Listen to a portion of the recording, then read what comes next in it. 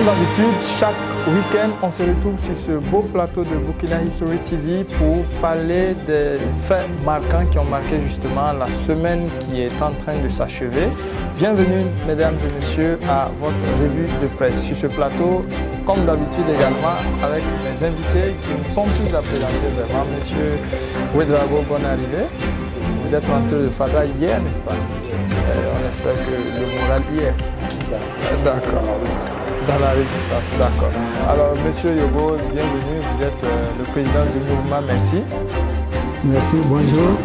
Et un réel plaisir de retrouver ce beau plateau avec mon grand frère, M. Ouedraogo. D'accord. Alors, sportivement parlant, nous allons aborder deux sujets de l'actualité nationale. Il s'agit évidemment de la création de deux zones d'intérêt militaire, puis la rencontre entre le président du Faso, Paul Damiba, et l'ex-président Roch-Marc Christian Kaboré et Jean-Baptiste Ouedraogo, les ex-présidents, disons. Mais en attendant, on commence par le premier sujet. On se rappelle qu'au cours, le 20 juin dernier, les membres du Conseil supérieur de la défense nationale ont décidé de la création de deux zones d'intérêt militaire, notamment dans la région de l'Est et du Sahel. La décision de création de ces zones d'intérêt militaire est prise dans le cadre de suggestions liées aux nécessités de la défense nationale, avait confié le lieutenant-colonel Yves Didier Bamouni, le commandant du COTN.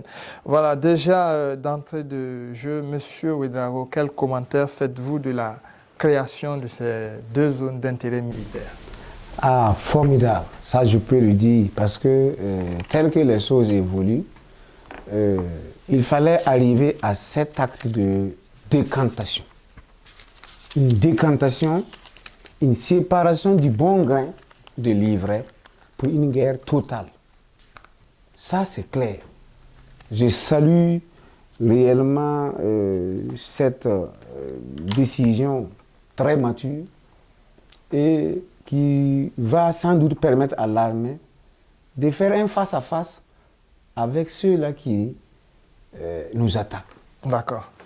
Merci. Alors, Monsieur Abdoulaye Yogo, votre commentaire?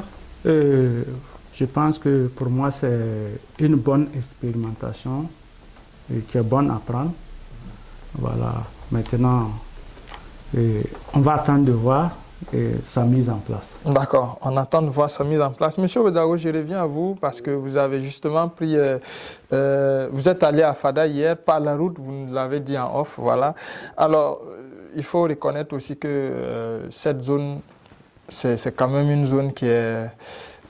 je ne dirais pas agressée, mais c'est une zone qui n'est pas tranquille ces temps-ci. Est-ce que sur la route, quelle était l'ambiance? Surtout, je peux dire qu'il y a un grand travail qui a été fait puisqu'il y a eu une multiplication des actions de braquage ou des pris d'otages. Nous, quand nous partions le jeudi, on a pu voir à partir de Diapangou des éléments, des FDS superbement et fortement équipés et qui rassuraient. Et quand on entrait dans la ville de Fada, on a vu aussi notre équipe motorisée qui revenait d'une patrouille. Donc c'est là que j'ai dit, j'ai pu me rendre compte que les FDS ont pris la mesure de la situation, de la menace, et ils sont en train de la traiter à la hauteur du danger qu'il y avait. D'accord. Merci. Ok. Alors, on va poursuivre. Il faut noter également qu'un délai de 14 jours, on revient sur la création des zones d'intérêt militaire. Alors, un délai de 14 jours sera donné aux populations de ces deux zones déclarées zones d'intérêt militaire pour rejoindre des zones encore plus sécurisées avant le début des opérations. Et cette mesure va concerner notamment les populations de l'Est et du Sahel se trouvant dans les zones d'intérêt militaire. C'est ce qu'a fait savoir également Yves Didier Bamouni. Alors, Monsieur Abdoulaye Yogo, 14 jours, c'est quand même un délai très court. Non, pour moi, ce n'est pas un délai très court. C'est un délai raisonnable. D'abord, je pense que je salue d'abord encore, en tout cas, cette mesure, parce que vous savez que ces deux zones sont des zones historiques où sévit le terrorisme. Par le passé, c'était le grand banditisme. Alors, aujourd'hui, si notre armée veut changer de dynamisme, je pense que c'est salutaire. Maintenant, alors, le problème maintenant, c'est sa mise en place parce que, alors, est-ce qu'il est prévu de pouvoir reloger et les déplacer? Parce qu'une chose est de proposer, mais c'est de voir comment il faut en tout cas héberger la population. Je pense qu'il devrait, voilà, il faudrait trouver un site où on va les accueillir. Parce que c'est intéressant, mais c'est un couteau à double tranchant parce que il faut éviter également que des terroristes aussi soient déguerpis au même moment, parce que les mêmes terroristes peuvent également se déplacer dans les zones, en tout cas où on veut héberger les gens, et là ça devient un couteau à double tranchant. Mais je pense que si l'armée a pris ces mesures, je pense qu'ils doivent en réalité vraiment être prudents. Mais la communication ici doit être vraiment de taille parce qu'il faudrait sensibiliser la population. Il faudrait également que nos autorités militaires puissent échanger avec les pays voisins tels que le Bénin et le Niger. Voilà. Pour que, dès qu'ils vont déclencher les opérations, pour que ces pays soient mis en contribution, pour également les cueillir à froid. Voilà, parce que je sais que, en tout cas, nous faisons confiance à l'armée, on espère bien que Dieu les accompagne, en tout cas, sur cette nouvelle dynamique. On espère également que ce message puisse parvenir là où ça doit aller, voilà. Alors, Monsieur Ouédraogo, Monsieur Yogo a dit que les 14 jours, c'est quand même raisonnable, mais c'est quand même deux grandes zones où on va déplacer, dire aux populations de quitter. Et jusque-là, il n'y a aucune communication qui nous fait savoir que voilà, les populations vont quitter, mais voilà comment elles seront logées, il n'y a pas ça.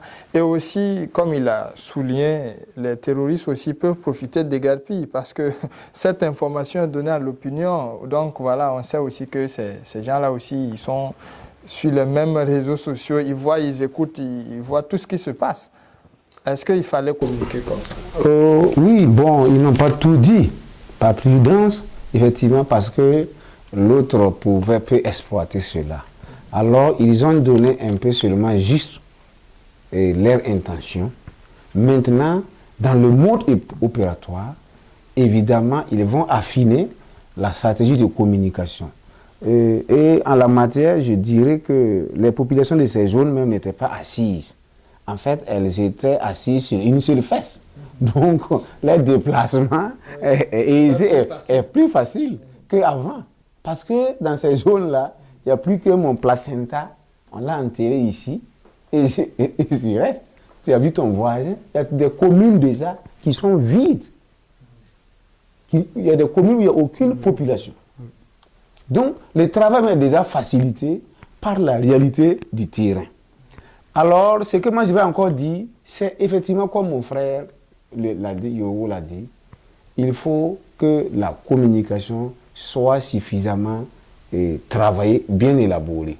Vous voyez par exemple les Américains, lorsqu'ils veulent réellement terminer avec une zone, ils procèdent à des largages de tracts. On largue sur la zone considérée de combat, d'intérêt militaire, des tracts. Vous prenez, vous lisez. Si tu es des nôtres, voilà ta conduite à tenir. Si tu es de l'autre camp, reste là-bas. Nous, en tout cas, on va faire pleuvoir le feu comme il se doit. Donc, c'est ce qu'on doit faire. Les radios locales doivent pouvoir, dans les langues, dans les médiums de proximité, communiquer l'information à la population, à la bonne population, de quitter. Et après ça, après les 14 jours, si la communication a été suffisamment menée, après les 14 jours, toute cible en vue et en mouvement est considérée comme une cible ennemie, c'est à verrouiller et à éliminer. C'est ça, c'est la guerre totale. Il faut décanter. C'est comme je le dis, quand je rentrais dans ce studio, je dis, le mot qui m'est venu, c'est la décantation. C'est ce processus-là qui est... Oui, il faut faire la part des choses, la décantation. Et l'armée est sur la bonne voie. D'accord. Alors, on espère que ce que l'armée a entamé puisse continuer et que voilà, la paix revienne. C'est tout ce qu'on souhaite, la paix. Bon, alors, je voulais peut-être, vous savez que ces genres d'opérations ne sont toujours pas simples. Vous savez que la population burkinabé est un peu compliquée. Voilà, il faut qu'on accentue vraiment la communication. D'autant plus que cette opération a besoin de l'accompagnement de la population. Parce que si la population est disciplinée, il sera très facile d'atteindre nos objectifs. Mais si la population n'est pas disciplinée, parce qu'il y aura des résistances, ça je vous le dis, il y aura des résistances. Mais il faut, parce que même les terroristes sont en train de travailler de telle sorte que dans certaines zones, pour que la population ne parte pas. Parce que si la population part, ça devient un vide pour eux. Voilà, donc il faudrait vraiment que la population puisse comprendre l'ampleur de la situation. Je me rappelle qu'il y a un député à son temps qui avait proposé cela. Voilà, cette manière. Mais il y a eu à son temps dans l'opinion, voilà, des attaques venant de partout. Mais je pense que vraiment, elle est la bienvenue, que vraiment. Et parce que également, il faut tenir compte aussi qu'il y aura un aspect humanitaire qui va se poser. Et que nous souhaitons qu'on prenne ça déjà en compte pour parvenir en tout cas, à une vision plus large qui va en tout cas intégrer tous les ingrédients. Oui. Alors, mais le problème, disons le véritable souci que je trouve, ce qui peut entraver cette affaire-là, c'est vraiment la communication. Parce que, vous l'avez tout de suite dit, M. Ouedraogo, il faut communiquer à la bonne population. Alors qu'on sait que cette population actuellement est en détresse, les médias locaux peut-être même n'y sont plus. Alors, comment les faire parvenir ce message? Parce que nous, de la ville, on comprend, on entend, voilà, mais eux, des gens qui cherchent juste peut-être souvent à boire l'eau 3 fois par jour pour rester en vie, comment vraiment pouvoir communiquer avec ces personnes-là pour qu'elles soient informées? En la matière, il n'y a pas meilleur communicateur plus que l'armée. Parce que la communication, c'est une arme de guerre. Ils savent. Et le dispositif est là. Nous avions les différents leaders d'opinion. Nous avions les radios locales. Nous avions ce largage, comme je le disais là, des tracts. Et là, il faut être clair et ferme. Celui-là qui va rester là-bas, parce que lui, son placenta est là-bas, mais on l'enterre aussi là-bas. Il faut être clair, hein. Si vous ne bougez pas, toute cible en vue est verrouillée. Game is over. C'est ça. Okay. Merci. Alors, je pense que vu le temps aussi qui nous est imparti, c'est vraiment bien beau. Voilà, mais on va changer de cap maintenant. Néanmoins, nous restons toujours à l'échelle nationale pour parler maintenant de la rencontre entre le président Paul-Henri Sandaogo Damiba et ses prédécesseurs, notamment Roch-Marc Christian Kaboré et Jean-Baptiste Ouedraogo en début de semaine. Leurs échanges ont porté sur les questions sécuritaires, la conduite de la transition et bien d'autres sujets d'intérêt national. D'entrée de jeu, un mot sur cette rencontre? Oh, puisque dans la forme, nous pouvons dire que c'est vraiment, ça donne une image réelle du Burkina. Parce que réel, c'est-à-dire que le Burkinabé sait réconcilier. Le Burkinabé, c'est toujours l'intérêt supérieur. Et je pense que nous avons toujours su régler nos différends entre nous. Et je pense que de ces trois, je pense que c'est de la grandeur pour tout un chacun. Et non seulement pour le président Sandaogo, également que le président Roch-Marc Christian Kaboré, parce que c'est là où il y a en tout cas la patate chaude. Mais je pense que chacun a prouvé que c'était dans le sens de l'intérêt du pays, que ce soit le coup d'État qui est arrivé, c'était pour pallier à un problème, que ce soit le président Kaboré qui a aussi compris que, voilà, au-delà de ces divergences, le vin est tiré, il faut le boire, il faut aller ensemble pour qu'on puisse trouver des solutions pour que la paix revienne au pays. Je pense qu'ils se sont inscrits dans cette dynamique, bien que nous ne connaissons pas le fond parce que c'est... J'allais en venir parce que vous avez parlé d'une image. Voilà. L'image, c'est ce qu'on voit, mais le fond... Maintenant, oui, mais je me dis que si toutefois ils arrivent à se rencontrer, quel qu'en soit le fond, quelles qu'en soient les divergences qui peuvent y être. Je pense que chacun a montré sa grandeur. Chacun a montré que je veux du bien pour mon pays. Que ce soit le président Damiba, je pense qu'il a eu un esprit d'ouverture. Voilà. Et que le président Roch Kaboré, qui aussi, par sa sagesse, a accepté venir échanger avec celui qui l'a renversé. Je pense que ça donne, même ceux qui veulent se boxer de manière à l'externe, ils vont en tout cas ranger les armes pour que chacun puisse, d'une manière à l'autre, là, participer d'abord, en tout cas, au retour de la paix avant toute idée ou bien tout challenge. Voilà. Je pense que l'intérêt supérieur de la nation a primé sur l'intérêt individuel. D'accord. Alors, M. Ouedraogo, vous qui êtes un observateur de la scène politique, est-ce que vous avez aussi perçu cette image-là sous cet angle de réconciliation, tout ce qui va avec? J'ai pu déjà saluer l'action du président Damiba, qui, lorsqu'ils arrivaient déjà dans leur déclaration, disaient qu'ils sont arrivés parce que ceux qui étaient là ont échoué à réconcilier le peuple. Je suis content de cette démarche courageuse, innovante et pleine de sagacité. Parce que on ne joue pas avec le mot réconciliation. Moi-même, j'ai été dans un comité pour la réconciliation. Mais je me suis vu, et je me suis même senti floué, car les gens avaient, derrière le mot réconciliation, de la politique politicienne. Il faut, quand on parle de réconciliation, quand on parle de paix, de dialogue, il faut aller avec un cœur ouvert. Mais à la limite, la réconciliation qui nous était servie, c'était de la poudre aux yeux. Et bravo à Damiba, au jeune Damiba, qui a ramené celui-là, le réconciliateur potentiel, là, le premier roc, là. C'est lui qui devait réconcilier les gens. Maintenant, au lieu d'être réconciliateur, il est venu en réconcilier. On va le réconcilier avec les autres. Ouais. Et c'est ça à perdre. Moi, je ne partage pas cette opinion parce que je pense qu'il ne faut pas qu'on arrive à penser que c'est l'autre qui donne une leçon de moralité à l'autre. Parce que le président Kaboré pouvait bien refuser. On ne pouvait pas le forcer également pour amener. Je pense que c'est vrai.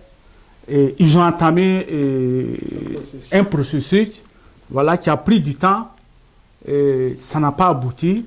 Et je pense que là où je peux dire le président Damiba a osé. Très bien. Voilà, c'est que peut-être le président Kaboré a traîné les pieds. C'est-à-dire, on attendait à ce que le président Kaboré prenne ses responsabilités à son temps, lui-même, et poser des actions. Mais est-ce que ce n'est pas une réconciliation politique entre eux? Non. Que ça soit une réconciliation. C'est de la politique politique. C'est celui qui a fait le coup d'État, qui a appelé celui qui l'a renversé. Moi je ne rentre pas dans les polémiques qui vraiment peut-être va encore réveiller d'autres situations qui n'ont pas de sens. Pour moi, c'est de la grandeur de ces chefs d'État. Damiba a prouvé qu'il a un esprit ouvert. Le président Kaboré aussi a montré qu'il demeure une personne qui aussi a de l'affection pour son pays, de l'amour pour son pays, comme le président Jean-Baptiste Ouedraogo, également, qui n'a cessé de se battre ce qui concerne la réconciliation.